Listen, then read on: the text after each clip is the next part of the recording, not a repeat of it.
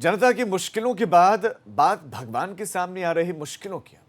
हम बात राम मंदिर की कर रहे हैं, जिसके निर्माण का काम शुरू हो चुका है, लेकिन कोरोना की वजह से चल रहे लॉकडाउन ने इसकी तेजी पर असर डाला है। माना जा रहा है कि इसमें अब और तेजी आ सकती है।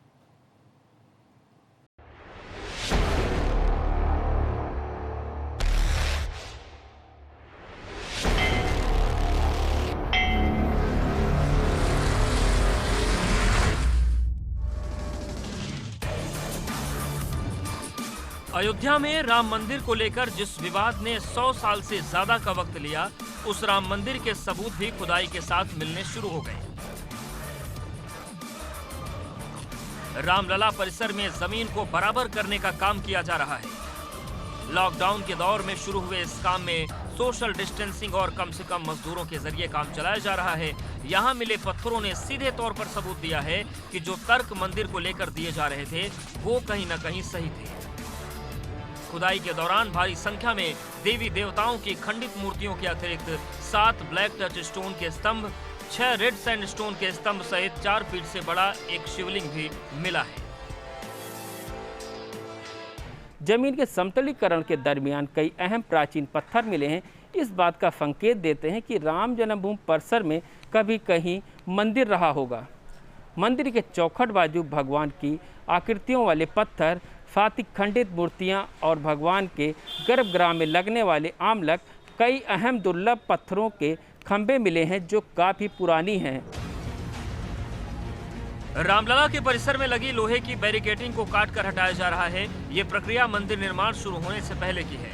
दावा किया जा रहा है कि जब जमीन को बराबर करने का काम पूरा हो जाएगा तो मंदिर निर्माण भी शुरू हो जाएगा। लॉकडाउन के दरमियान अयोध्या के रामलला के परिसर में तेजी के साथ जमीन के समतलीकरण का कार्य शुरू हो गया है।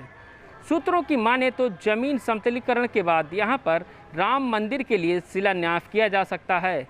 इसके लिए ट्रस्ट के पदाधिकारी दिन रात राम जन्मभूमि के परिसर में डेरा डाले हुए हैं और सोशल डिस्टेंस का ध्यान रखते हुए रामलला के परिसर का समतलीकरण कार्य किया जा रहा है।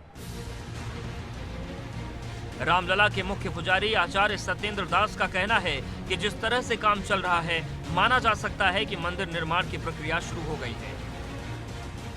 हमारी सरकार भी घोषणा किया कि गगनचुंबी मंदिर बने और उसका कार्य भी शुरू हो गया है। समतलीकरण, इसलिए 4 करोड़ और 60 लाख जो दान के रूप में यह रामलला के खाते में आए हैं, वह उन दानदाताओं को मैं धन्यवाद देता हूं, क्यों उनके उद्देश्य यही है कि पैसे के कमी से और पैसे के अभाव कारण से कहीं मंदिर में बाधा न उत्पन्न हो। मंदिर बनाने में मंदिर भव्य दिव्य और जल्दी से बने।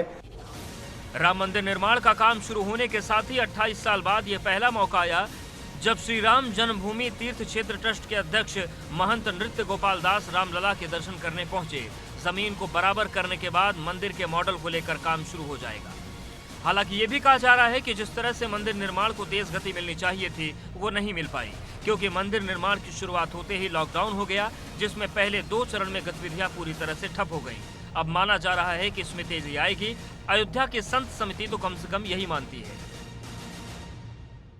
मंदिर निर्माण कार्य में अभी केवल भूमि समतलीकरण का कार्य इसलिए चल रहा है चूँकि कोरोना के चलते सोशल दूरी बनाए रखना अनिवार्य है और जिस द्रुत गति से मंदिर के निर्माण कार्य प्रारंभ होना चाहिए वो नहीं हो सका, क्योंकि जैसे ही कोर्ट का फैसला आया उसके बाद हमारी संस्था श्री राम जन्मभूमि तीर्थ क्षेत्र ट्रस्टी का गठन हुआ और तब तक कोरोना की बीमारी आ गई, इसलिए वह कार्य हो नहीं सका।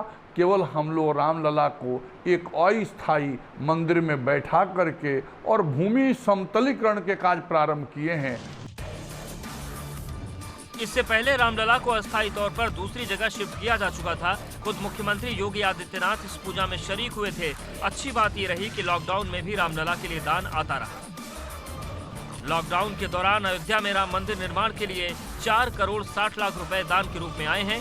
इन पैसों को अलग अलग दानदाताओं ने राम मंदिर निर्माण के लिए खोले गए श्री राम जन्मभूमि तीर्थ क्षेत्र ट्रस्ट के खाते में जमा कराए हैं। राम भक्तों का ये रुझान संतों का उत्साह बढ़ाने वाला है। इसी उत्साह के चलते ये माना जा रहा है कि अयोध्या में भव्य राम मंदिर का सपना बहुत वक्त गंवाए बिना पूरा हो जाएगा। एबीपी गंगा के लिए अयोध्या से ऋषि गुप्ता की रिपोर्ट।